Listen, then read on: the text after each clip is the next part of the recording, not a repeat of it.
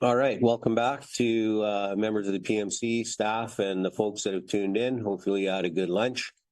Proper practice, we're going to roll call back in. So if you would turn on your mics, be ready to respond.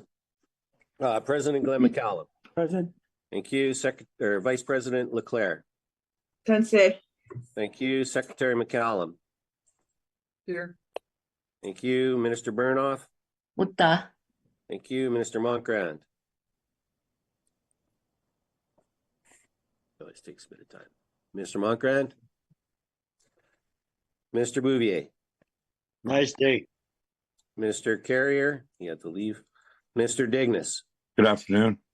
Mr. Rusin. Good afternoon. Mr. Friesen. Here. Mr. King. Hi. Mr. Kennedy. Yes. Thank you. Mr. McLennan. Good afternoon. Mr. Pruden-Nansel. Here. Mr. Gervais. Mr. Gervais. Here. Thank you. Mr. President Lang-LaRose. Ota. President Langen. Here. Thank you very much. Okay, so next up is 8.1. Oh, sorry, 8.3, setting the date and an order of the day for virtual April MNLA. So there has to be some explaining on this before we go into it. So I'm going to ask Hillary from legal, Hillary Peterson, to describe what's happening here. The virtual MNLA. Excuse me, Chair, can I just speak before we start? I had my hand up. I know you did, but we're into the motion here, President. Well, Okay, thank you. point of order, the motion hasn't been read, has it? No. And I But, think she was on the Minister. speaking list. I think you allowed her to speak if she can, and then it might, And she did speak before lunch. well, she said she wanted to speak after lunch. Okay, Ms. President Langen, is there a question, statement? I guess you could say I had a statement. I'm just hoping before we can continue that we can revisit the rules and the expectations during our PMC meetings. I just want to address a certain PMC member being so disrespectful and disruptive when certain female PMC members are speaking. And I know that the PMC is committed to maintaining a respectful and professional, constructive environment in all of our meetings. And then this is done by respecting our colleagues and our colleagues' opinions, whether or not we may or may not agree with them. So I'm hoping that by going through this rules, once again, that we would respect one another and just move forward in a very respectful manner to everyone sitting at this table. Recording Thank in you. progress. Understood. Thank you very much, President Lang, and that's on me. So I will make sure that that rule is followed. Appreciate you bringing it forward. Thank Hillary. You know, I think reading it. Okay. Speaking to that. Okay. So we will start actually by reading in the resolution. And then Hillary will explain. Setting the date and order of the day for virtual April MNLA. Whereas the Métis Nation Saskatchewan MNS recognizes the distinctiveness of Métis identity, culture, values, and language, inclusive of knowledge keepers, le vieux monde, the old ones or elders, youth, women, and distinctive resources, which is incorporated into proposals and decisions of the Provincial Métis Council, PMC. Whereas Article 3.10 of the Constitution of the Métis Nation Saskatchewan Constitution authorizes the Provincial Métis Council, PMC, to set the date and place for each sitting of the Métis Nation Legislative Assembly, MNLA. Whereas Article 2.8 of the Constitution requires that any session of the MNLA requires 30 days notice to local presidents and the Provincial Métis Council. Whereas Article 6.2 and 6.3 of the Métis Nation of Saskatchewan Legislative Assembly Act, as amended, directs the clerk of the MNLA, as defined in Article 2.4 of the Act, to draft an agenda for the MNLA as directed by the PMC and to compile the necessary documentation for the order of the day. Whereas an MNS election for the executive and regional representatives is scheduled for May 24, 2025, MNLA 2501-25-04. Whereas on January 21, 2025, the MNLA appointed a complaints officer for the 2025 MNS election, MNLA 2501-25-06, but did not appoint an adjudicator. And whereas the Saskatchewan Métis Elections Act 2007 in Article 120 states that the MNLA shall appoint an adjudicator to hear any complaint referred by the complaints officer, and a posting for elections adjudicator will be open from March 1 to March 31, 2025, March 1, 2025 to March 31, 2025. And the applications will be reviewed solely by the MNS Chief Electoral Officer, who will make a recommendation to the MNLA for appointment. Therefore, be it resolved that the Provincial Métis Council, PMC, approves that a virtual MNLA will be held in exactly 30 days on April 17, 2025, in accordance with the Constitution of the Métis Nation Saskatchewan, Article 2.8.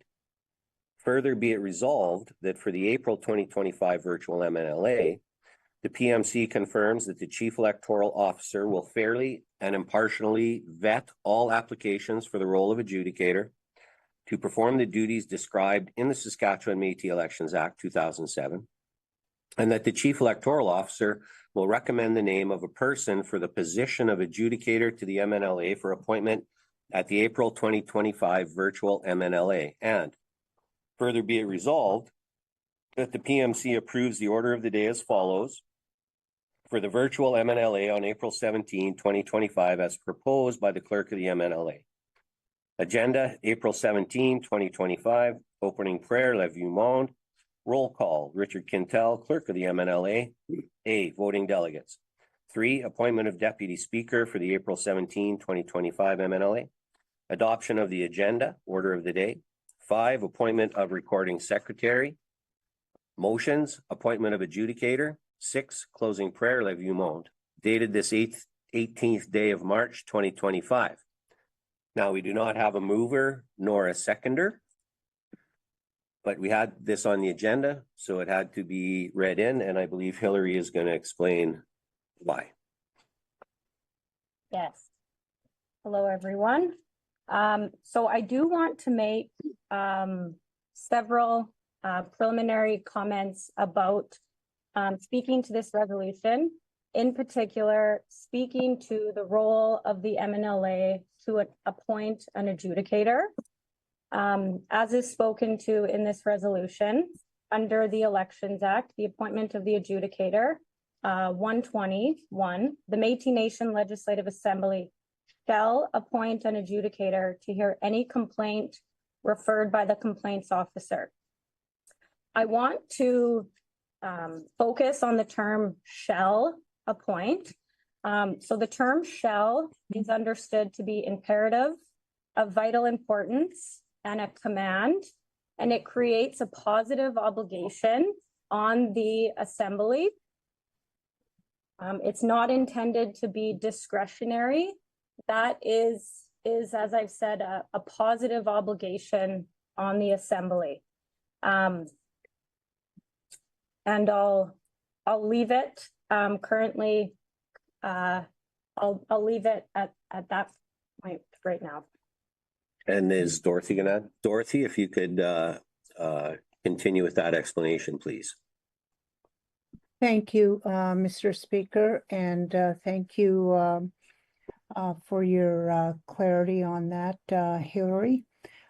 Yes, certainly Article 120 appoints the responsibility of appointing an adjudicator for the MNLA for this election, for any election that MNS has for the executive and the regional representatives. And we want to make sure that there is no confusion, I think, in terms of the role of the MNLA in this, in reference to the resolution, and that if the MNLA does not appoint an adjudicator, there's a gap in terms of any citizen that has the right to cast a vote during the election. If they find fault or there's something that they need clarity or a decision on, that there is no process for them to really lodge their or have a forum for adjudication on their complaint to be resolved. And so we want to make sure that members of PMC are aware of this as well, that that PMC, as part of the MNLA, are reminded of their duty in terms of the appointing of the adjudicator, so that the resolution today before the PMC is simply to outline the process, how that appointment will occur, that the Chief Electoral Officer would be the individual to bring forward the names of those who have applied for the adjudicator role. And that's been posted on our HR website for that to happen. And I think all elected officials have been made aware of this process of calling for the interest for an adjudicator, the application of the adjudicator, and that this and that all of that would be handled by the Chief Electoral Officer, where no staff will be involved, and that today is the final day for the calling of the MNLA, which requires 30 days. So past today, midnight today, we would not be able to call an MNLA for this to occur. I think there are risks involved for citizens that to have a process for them to be able to, if there is a complaint, that get resolved. I mean, the other part of this is where would the costs be? Who would incur the costs? typically speaking, and I'll ask Hillary to confirm this, is whoever brings a matter to King's Bench is responsible for court costs and legal costs associated with that. So, there's a gap in terms of, where this will land. So, in terms of resolving any of the complaints coming forward or being referred to from the complaints officer. Thank you. Thank you, Dorothy. Hillary's going to add something, then Matt, and then away I go. Yes, thank you, Dorothy, for your comments. I would add, and Dorothy brings forward a consideration that PMC needs to think about, is in the legislation, in the Elections Act, it doesn't speak to, and if the MNLA does not appoint an adjudicator, this is the process.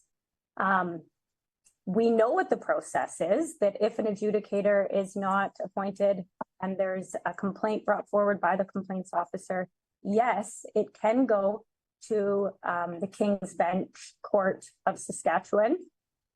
However, that process very clearly, I want to make that very clear, is not in our legislation. Therefore, it's not in our legislation. And the MNLA and MNS cannot support, or there's not a process for them to financially support having that go through the colonial courts. And like Dorothy said, there is a cost associated with that. There's a cost to start a claim in King's Bench. There are lawyer costs to bring your claim forward. And that is going to be then the responsibility it's unclear because it's not in our legislation, bringing that forward to the courts. Thank you, Hillary. Now Matt's going to add. And I'll just jump in quickly. I just wanted to kind of say, this is coming about in a different way than it normally would. And it's just an extraordinary matter. It's one of those things that maybe at the MNLA, we probably should have spent a little bit more time on it collectively as a group talking through it. But time's always limited at those things. But essentially, after the fact, some advice came back through external counsel and internal counsel and the policy team regarding this matter. And so given that it was creating a situation where we wouldn't be compliant with our own laws surrounding elections leading into an election, we thought it was prudent to come back. And so, as some of you know, I've spoken with several PMC members for advice over the past week and a half, kind of leading up to this, and received different pieces of advice.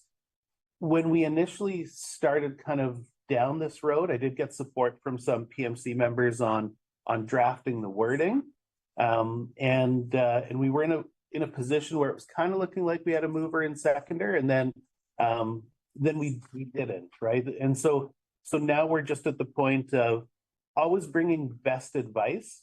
Part of our job as public servants is to make sure that our legislators are properly informed, our leaders are properly informed. And so this is just us bringing best advice to all of you as our elected officials and decision makers. And we leave it on you to decide if it's something that you'd like to address.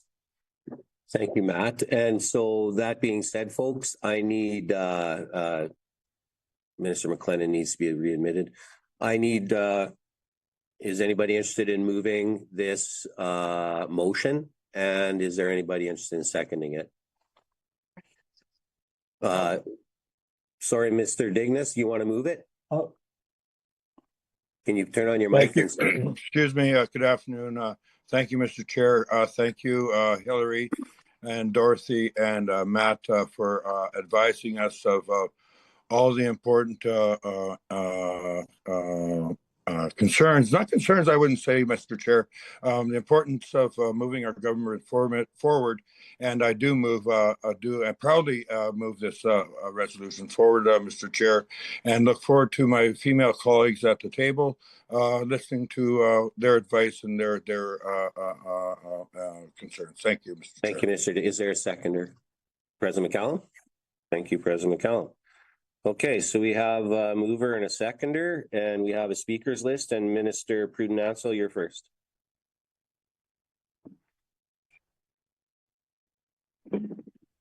Thank you, Mr. Chair, and thank you to staff and council who explained some of the details. On March 13th, 2025, the Western Region 2A Regional Council held an emergency meeting to discuss this proposed motion.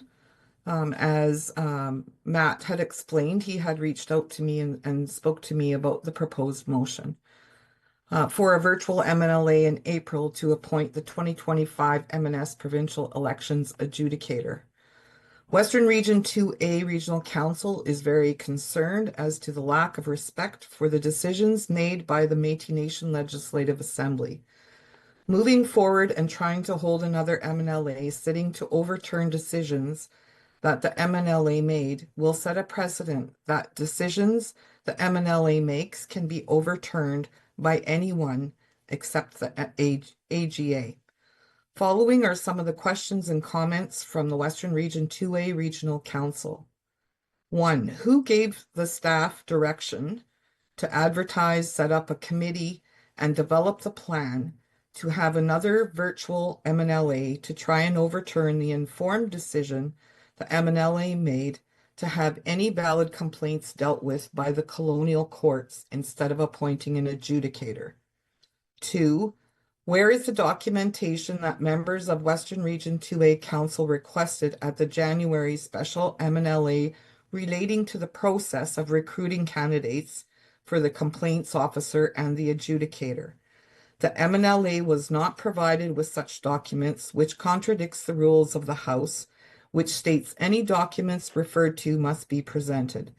The MNLA is now again being presented with a third process for appointing an adjudicator without being presented with a process which our legal counsel claims the chief election officer does have documented. 3, we want to reiterate that the MNS and MNLA have pushed the federal government to support UNDRIP, which cements the need for non-Indigenous governments to enter into relationships, agreements, and negotiations with Indigenous peoples and nations, practicing free, prior, and informed consent. Due to the way the resolution was presented by the Speaker and also reiterated by Senior Legal Counsel, the resolution regarding the appointment of the adjudicator was voted on by the MNLA with the understanding that by defeating the resolution, any valid complaints about the 2025 Métis Nation Saskatchewan election would go to the colonial courts. By trying to bring this issue back to the MNLA, it contradicts the MNLA's ability to govern the MNS and sets precedents that staff can direct the MNLA to overturn its own decisions. Section 4.5 of the Métis Nation Legislative Assembly Act states, any decision ratified by the Métis Nation Legislative Assembly shall be binding on all Métis Nation Saskatchewan citizens, subsidiary bodies, and affiliates. I want it noted that it was MNS Senior Legal who stated that if the resolution was defeated, it would therefore go to colonial courts. Number 5, my last remaining comment, Western Region 2A remains committed to their resolution from February 27th, 2025. Now therefore be it resolved that the Western Region 2A Regional Council, all of whom are voting delegates of the MNLA, does not support this process, as it is inconsistent with our legislation as passed by the MNLA and ratified by the AGA. 2, the clerk, PMC, staff, and chief electoral officer shall follow the MLA's decision through proper process and ensure all adjudication processes proceed through the court system as stated by the MNS Senior Legal Counsel. Thank you. Thank you, Mr. Pruden. Hillary. Thank you, Minister, for your comments and questions. I think what we need to do first is to clarify my direction and my comments from January 25th, and also clarify what resolution I was speaking to. To be clear, the resolution that was defeated did not speak to an understanding of what would happen with complaints if an adjudicator was not appointed. Additionally, there was not a resolution put forward that had any that made a definitive collective action from the assembly to M&S with respect to the adjudicator, or rather not appointing an adjudicator. Now, there was several comments about that I cannot speak to about the process, but I will speak to the administrative duties of the office of the clerk. So they have the administrative duties to carry out the interests of the MNLA. When the MNLA is not sitting, the clerk and the staff have a role in the functions of the MNLA. There's a process to have nominations brought forward, and it's not contrary to any of our laws. It's designed to fulfill the broad duties of the MNLA.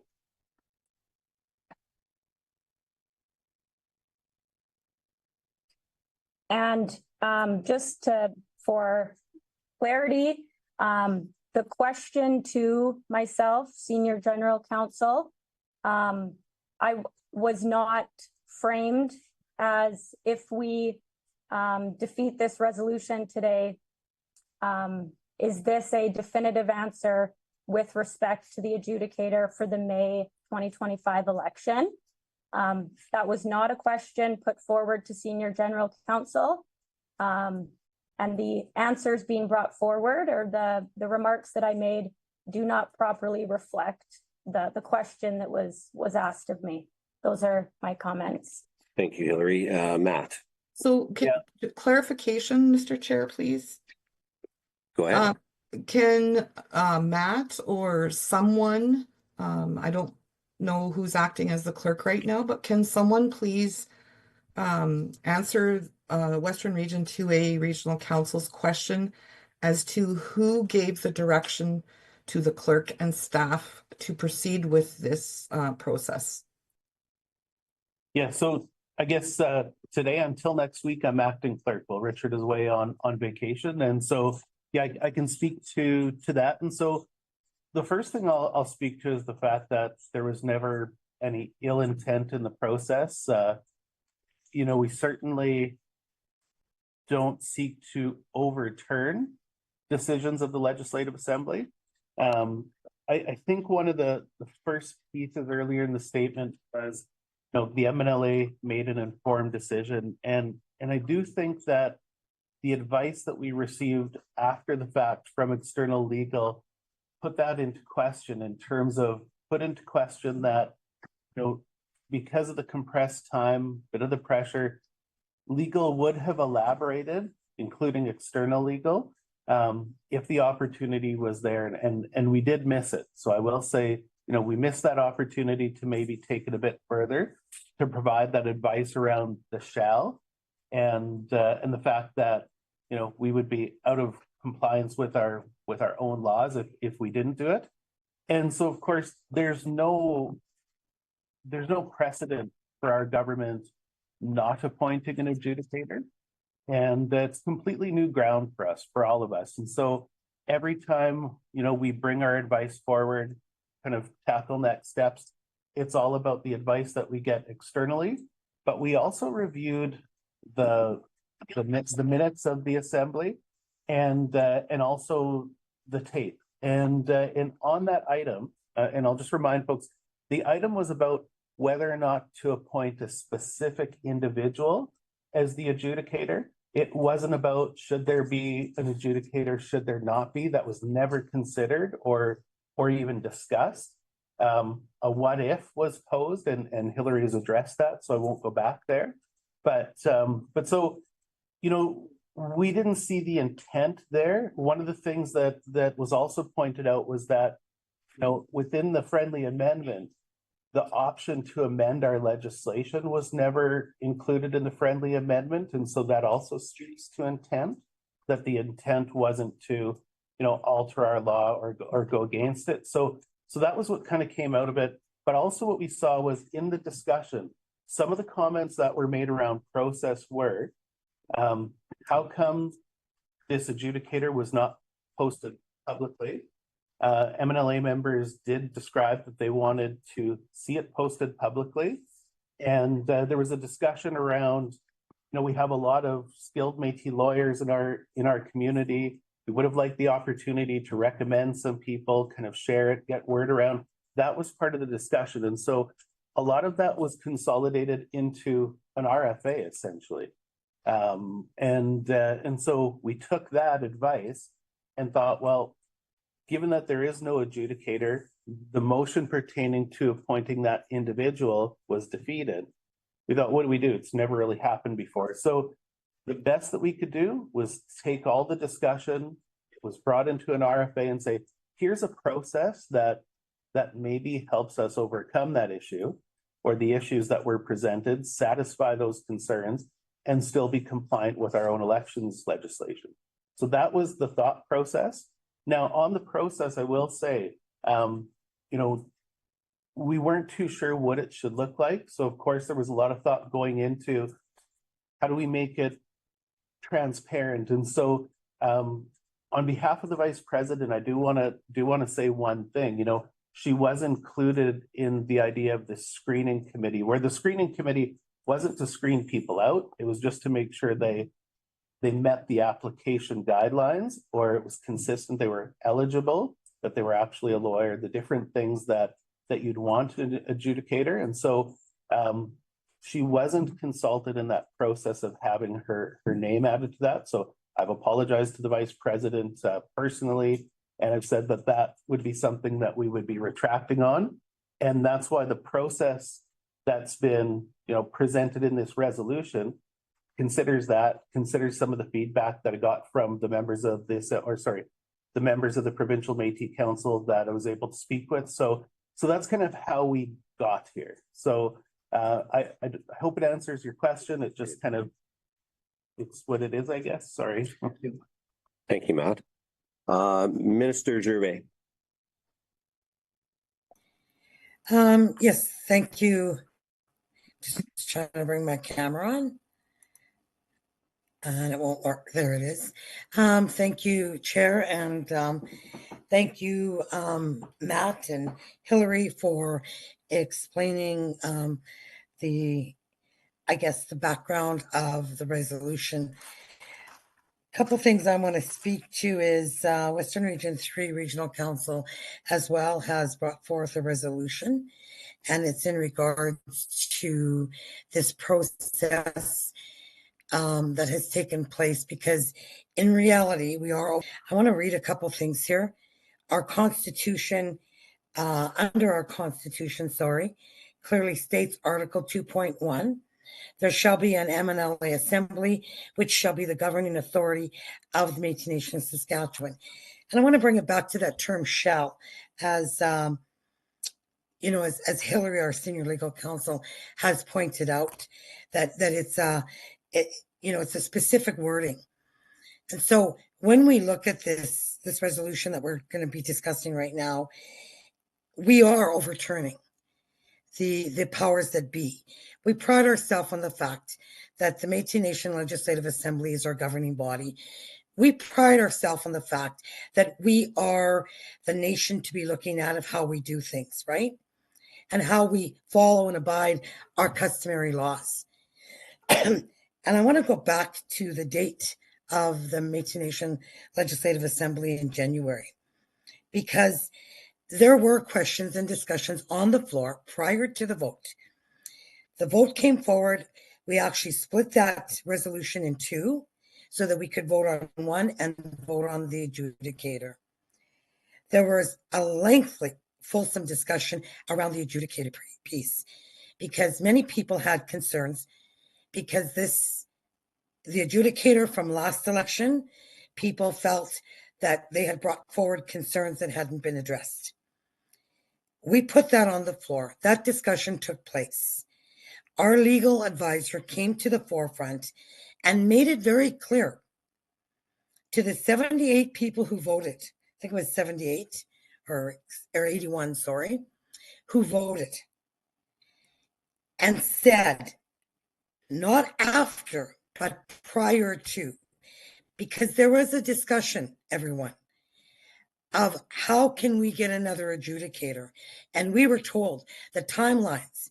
We can't do it. That was the discussion. We don't have the time. There's a process to go through. When asked about the process, no one could bring forward the process. Because the assembly of the day in January on the 25th, I'm quite certain that they did not want to be in this position. None of us did, which is why we rely on outside, internal, external legal advice.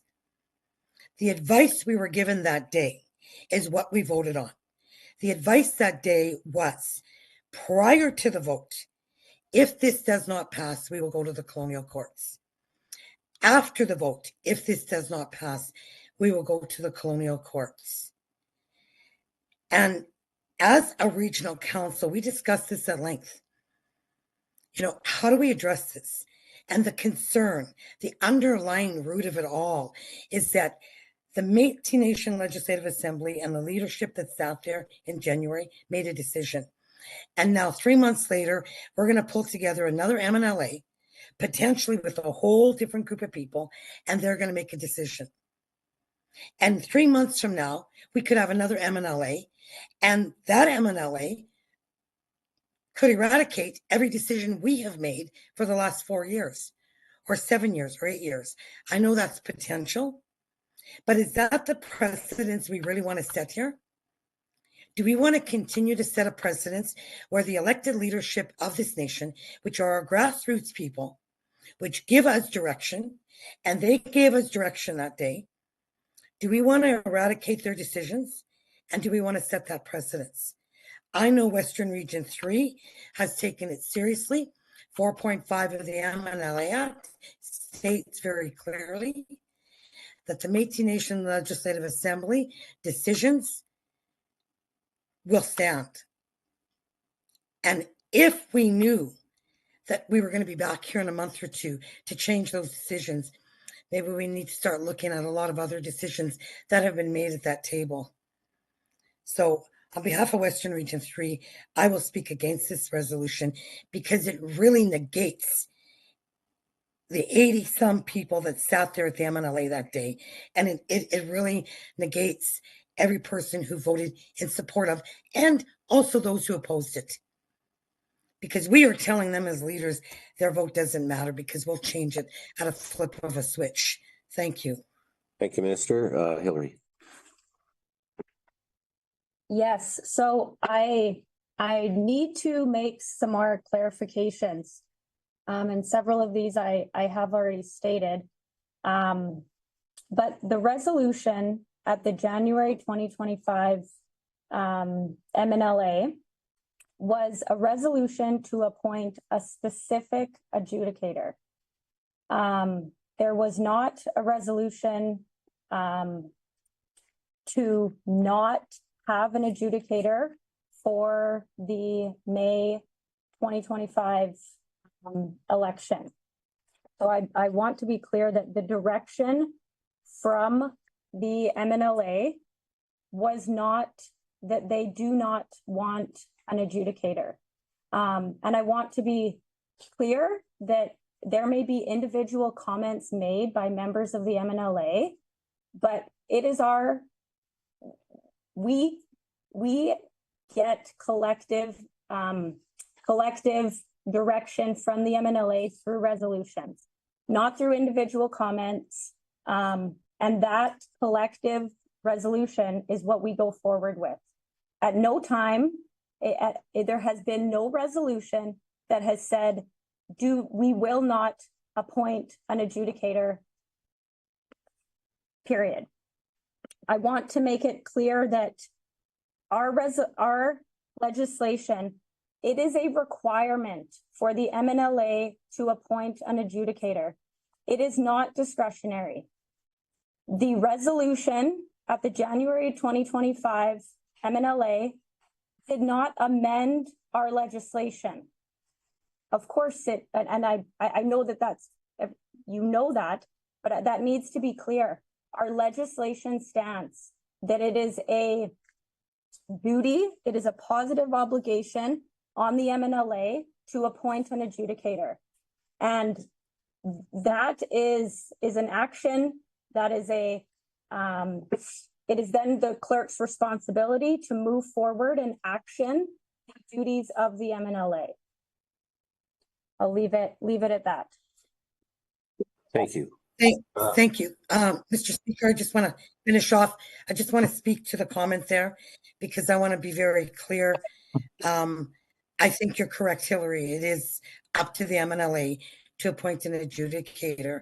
And I think the adjudicator was appointed when the decision was made at the table to take it to the courts. It was very clear discussion prior to your comments at the MNLA. We did have discussion, a fulsome discussion regarding, can we not repost this? Can we not have another adjudicator? Can we not go through the process again? And it was made very clear to us, very clear, that no, we did not have the time. And that was the disappointing part. So thank you for that. Thank you, Minister. Vice President Leclerc. Well, my recollection is similar to everybody else's. First of all, I want to point out that I had no idea that I was on some sort of committee that was going to put me in conflict. No one spoke to me about that, and I'm glad it's being walked back. Second of all, though, I have to agree with Hillary that even though Hillary said, and maybe there should have been some more thought around that statement. Section 120 of the Elections Act clearly says, Métis Nation Legislative Assembly shall appoint an adjudicator to hear any complaints referred to by the complaints officer. Terms of office, general election, powers the adjudicator have, and final decision. So although I appreciate that that's what Hillary said, if we don't do it this way, we are directly in conflict with our obligations to adhere to our legislation. And at the end of the day, I know that there were people that had some issues with the last person whose name was put forward. I also had some issues with that. But in no time when we were discussing it, did I think, oh, okay, we just got rid of an adjudicator. It's going to come out of our legislation. At the end of the day, we have to follow this legislation. Whether we didn't have more time to have a more fulsome discussion around an adjudicator. This is our law. And if we're going to say this is our law, and I appreciate the voices on the Legislative Assembly, I was feeling similar about that particular person, but I never in my wildest dreams thought that we wouldn't appoint an adjudicator. We should have spent more time on it.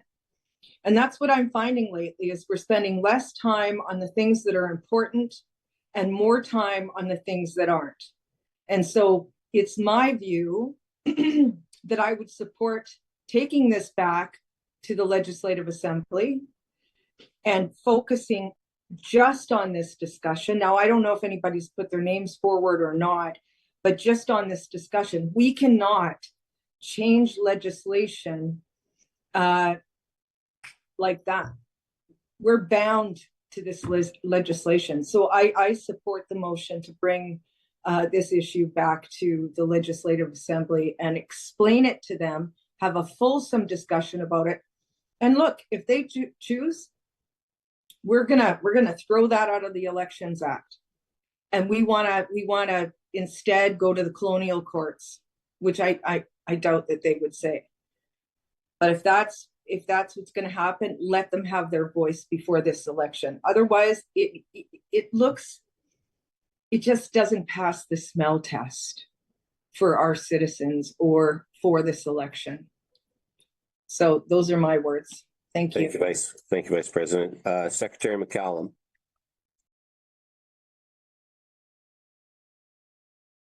Thank you. Could we get your camera on, please? Sure, if you want to see me flipping through all my pages here. I'd like to address a few things in regards to this resolution. And I'd like to address two concerns that were brought forth by my previous colleagues, Minister Wendy Gervais and Minister Kathleen Ansell. In the resolutions that the regions have put forth, the concerns in them have been, I feel that through the explanation and the process of the process that is being proposed, it's being dealt with because, and oops, sorry, I'm looking at the wrong document.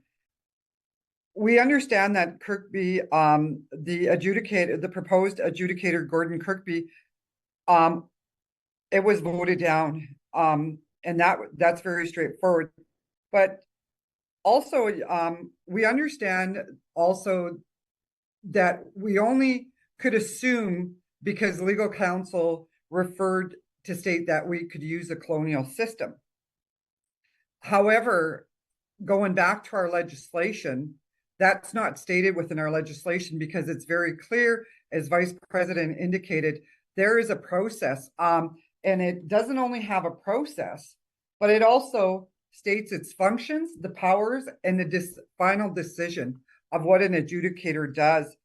And also the other thing that was rectified within the concerns that Western Region 2A had within their resolution was this committee of the selection of an adjudicator that was clarified that this committee is no longer there, that there's not an elected official attached to it, nor staff attached to it. It's now being proposed that just the chief electoral officer would have that process. She would accept the CVs on behalf of an adjudicator, presented to the MNLA for ratification or acceptance, or again, as Vice President Leclerc indicated, if our MNLA chooses not to go that direction, then we need to talk about what else do we do? Do we want to include in our legislation that we go back and use the colonial system as we did before in the earlier 2000s? That's an option as well. But I feel that that these items in here were addressed because we're talking about a process of the adjudicator.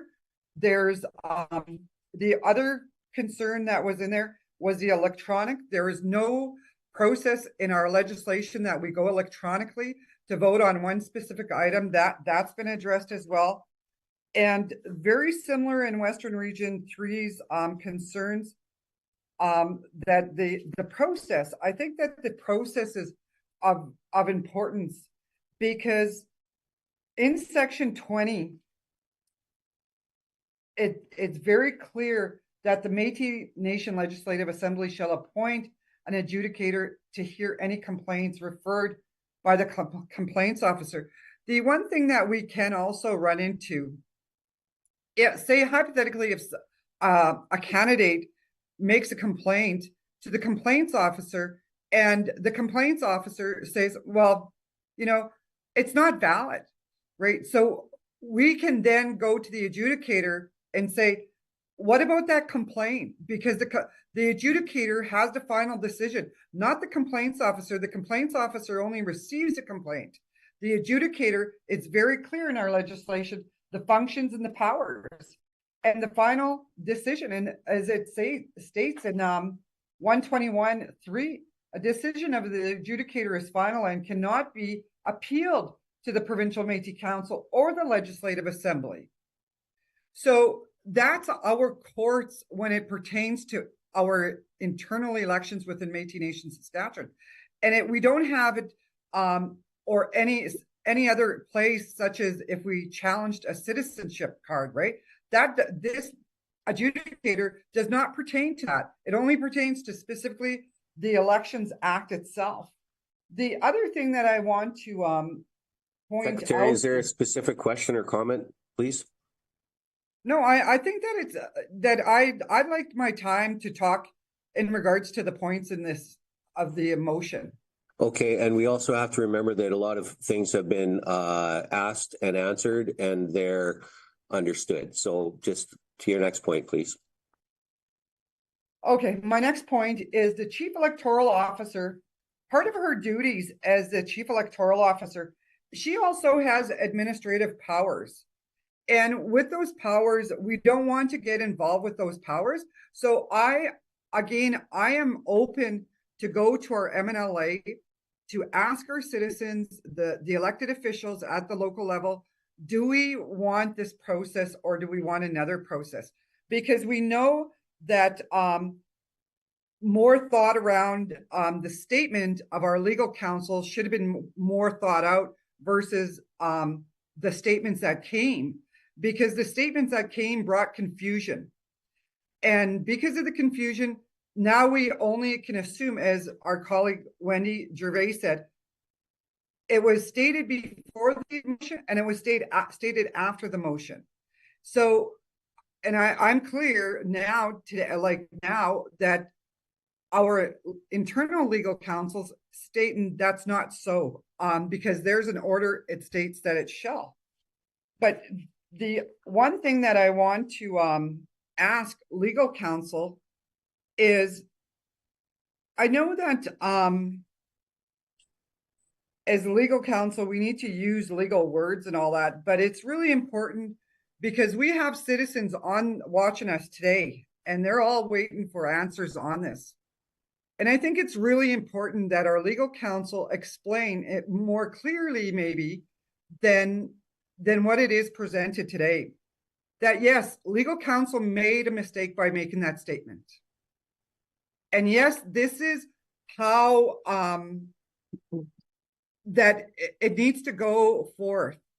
Or do we just leave it and let that process follow? So I'm not really clear on the direction, because I think that there's two valid points out there. The Western Region 2A and Western Region 3 have valid points. Two of their points have been answered through the proposed process through this resolution, but the third points are not answered. And I think that we owe it to the citizens within the two regions those explanations, because the motion is now on the floor and we need to vote for it. But we also do we take it to the rest of the MNLA to have this discussion? Do we accept this process, or do we change it to go back to the courts? Okay. Thank you. Thank you, Secretary McDonald. And it's been explained. Minister Bouvier. So, good afternoon. Just a couple of things, I guess. Process, I guess, since 2017. I'm just wondering about the process, how the Chief Electoral Officer is appointed by the Métis Nation. Is it a term?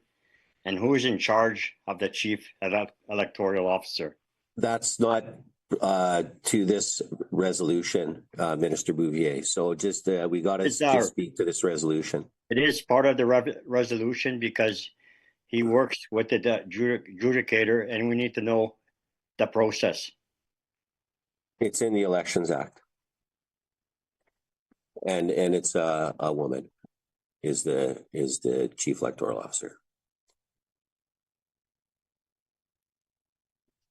Is it a Just to term? respond to text the chief electoral officer is No, accountable to the this is MNLA because the irrelevant. This MNLA is appoints irrelevant. the Can chief you mute her, electoral please? officer. This is irrelevant to the motion. We're speaking about the adjudicator. The electoral officer has been appointed. There's a process in the Election Act that you can look at. We need to speak to this motion, and we all have understood the things that have been spoken already regarding what was said and where, and the process that Hillary has explained. Point of order, Mr. Chair. We've talked about this over the last, since I've been here 4 years. We have talked about the fact that there are some people that are on different learning curve. And I would ask that we be respectful.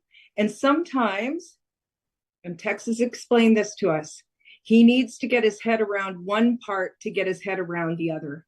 And I think when we talk about those kinds of things and when those issues are raised, they're relevant, and they're relevant to one of our leaders around this table. So I would respectfully ask, number one, that he's treated with respect, and number two, that his question is answered. So, Mr. Bouvier, I apologize. And your question is, how is the electoral officer chosen? And Matt, you want to speak to that, or is there a staff that can directly answer that question? Legislative Services want to take it? Yeah, there was a second. Chief Electoral Officer is appointed by the MNLA for a term of up to 7 years. There we go. The resolution number was actually in the resolution itself. Okay, so I don't know if you heard that text, but the MNLA appoints the electoral officer for a term of up to 7 years. Okay, thank you. That's all I wanted to know. Okay, thank you. Youth President Lang-LaRose. Thank you, Chair. I just wanted to I have some confusion around the statements made at the January MNLA, and as someone who voted against the resolution for the specific individual adjudicator, just based off of the complaints and that members of the MNLA had, I was never under the impression that I was making a vote to not have an adjudicator, point blank period. I understood the advice was that if we did not have one, this is what could happen, i.e. going to the colonial court system, but there was never any resolution from the MNLA requesting that we do not have an adjudicator. And so I just wanted to share that perspective as an MNLA member. I was never under the impression that I was making the resolution to not have an adjudicator. And I think it is an incredibly important position for to have, so that our citizens can trust that we're going to have a fair election process, and that they have a procedure or processes available to themselves. It's not, I absolutely don't want to see the possibility of going to a colonial court system and having that impact, the financial impact of raising a complaint be on a citizen. And on top of it all, I would hope that as a government, we have the processes laid out ourselves and we can start avoiding these colonial governments or these outside systems, that we're able to actually work on this internally and demonstrate our ability and our capacity as a government to do that. So I just wanted to raise that I was never under the impression that resolution was to not have an adjudicator. It was just to not have that specific adjudicator. Thank you.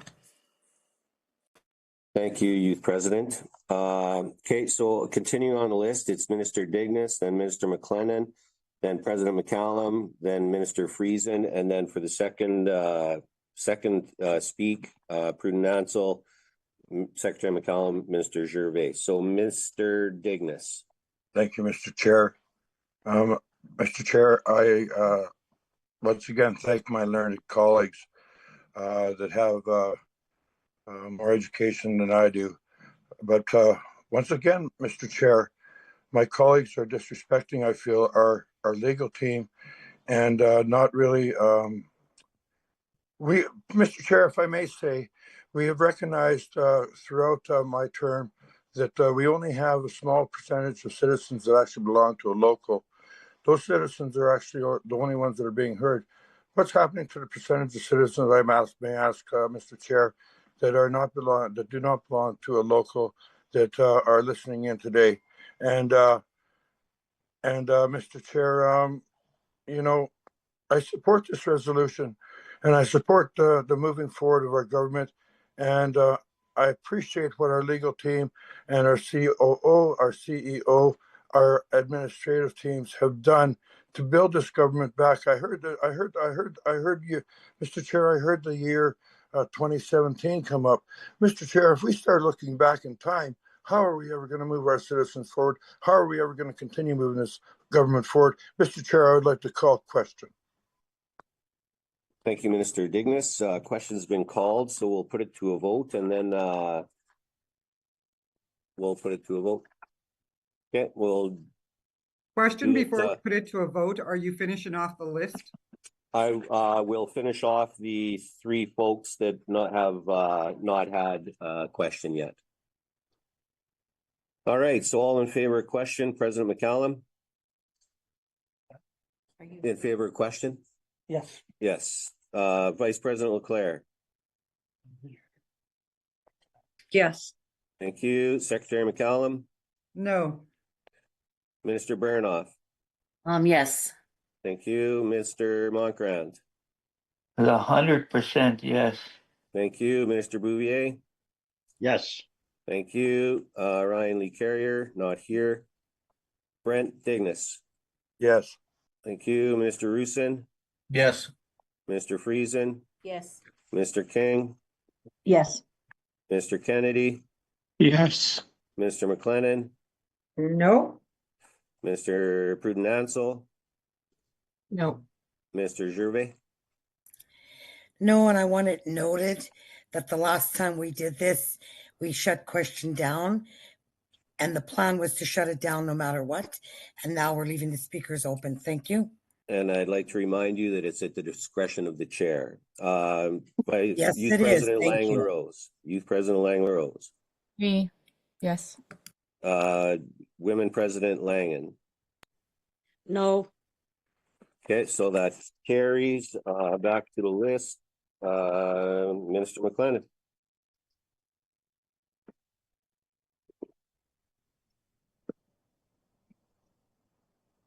Mr. McLennan. I'm trying to get my video on. Can't see. Okay. Anyway, I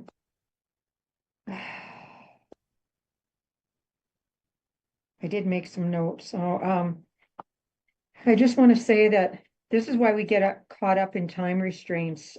If we followed the rules from the start, we wouldn't get caught up in all these going back and following the Constitution. I feel really bad for the citizens having to watch this and seeing our leaders working and going backwards and going frontwards, and you know, I respect everybody sitting at this table. Everybody has a voice. Everybody was elected. But I see a lot of disrespect. And Minister, please speak to the motion. okay, well, I'm saying if we follow the rules from the start, not giving people yes, you can do it this time, but no, you can't do it next time. Follow the rules because our citizens are watching and it is ugly out there. That's all I'm saying. I'm just sick of this. Thank you, President McCallum. Thank you, Mr. Chair. Listening this morning in regards to where we're at today, you know, Eldru taga petiwaste kayam hatiwaste niya pa ampo waste Norman. Nilan po inihiyaw yakuta. Igwa ay sino ko taga tapakit sigmi ko at kagtapong ko bay taga kitinig tapah tami tansas ko ismin paita kumuta kawas kapya kumuta. Igwa our young lawyer Hillary tagapit igui taga kuipin git kahit ang sinya kiano as a government tawiti higuya tansiti sipin paita kuma government kasi katit. Tanigway sigag tapas tamanin tuk tamanas je. Nins tuktin. No, sitting here and listening in regards to this young lawyer that we have, Hillary, being in-house, coming into our nation, our government, be able to give us the best advice that she can give us based on the rules of our government is so crucial. I am so glad the people out there are watching. I'm proud to have you people watching us, to be able to see how sometimes our government can get sidetracked by politics, get sidetracked by personal opinions. Yes, I respect the regional directors and the respect the resolutions they put forward. But man, I will never want to see the day that we're using the colonial courts to resolve our issues here in this government. That's for sure. You know, you weren't around, a lot of you, when I was area director, to be able to piggyback on somebody else's dime, to be able to have meetings. You weren't there. But we suffered through those 4.5 years in regards to where we are and how we developed our government. But we pulled through because we believed. And yet we were waiting and waiting. For years we waited for the colonial courts to make a decision in regards to the best interest of our government and recognize that we have a government that should be listened to. And they sided with us. And finally, we started to change the tide in regards to how we look at our Point of government order, Chair. and how Point of to order, be able Chair. to understand the reality of what we have in front of us. Point of And order, Chair. shall, all of a sudden, our lawyer put out the word shall, obligation, to be able to do the right thing, to get adjudicator, not use the king's court, to be able to have pride in ourselves, to be able to see that we're moving forward in a good way using our laws. And I thank you, Hillary, for the stance that you that you take, living within the rules of our laws. And we have to do that. And no matter what we hear out there, we have an obligation as a council here. That's why I second that resolution, to be able to move forward and use our own, around this table, use our own minds to be able to come up with a resolution in regards to, at the end of the day, in regards to where we're going to go from here. We have to have that. We cannot use other entities to be able to answer the questions of what we have within our government. So thank you, Hillary. Our staff, in regards to what you're doing, I totally 100% support that. And I'm glad the people out there listening, thank you for listening in. Thank you for being a part of the discussion. We will go to the MNLA. You will get to decide how important the rules of our government are in regards to making that, identifying regards to who that person will be, to be able to deal with the complaints that are becoming, hopefully none, but usually there are. But hopefully that we can have somebody in place. Thank you very much. Thank you, President. Mr. Friesen, do you have anything to add? Comments withdrawn, Marcy. Thank you. So we'll go to the vote now, folks. There will be a poll that's coming up. Excuse me, John, can I just Yes. have a really quick last word? What is it, Vice President? Yes. I've been getting inundated with text messages from local presidents that are, some of them, part of those two resolutions. And what I'm hearing from our local presidents is that they didn't fully understand the implications or the ramifications of the motion that was made at the MNLA. And there's an incredible amount of support to go to the MNLA. And I wanted to share that with the group, because people need clarification about, they don't want to affect our legislation based on something that wasn't fully talked about. So, I just want to say, last word, I support this motion. I believe we need to take it back to the MNLA, and that they need to have a voice and talk about the implications of just going to colonial courts. And I think Glenn's right. We need to stand and hold up our legislation as strongly as we can, because we are a government. Can we have the poll up, please? All in favor or opposed? And we have 2 votes here, 4 and 4, in favor and in favor.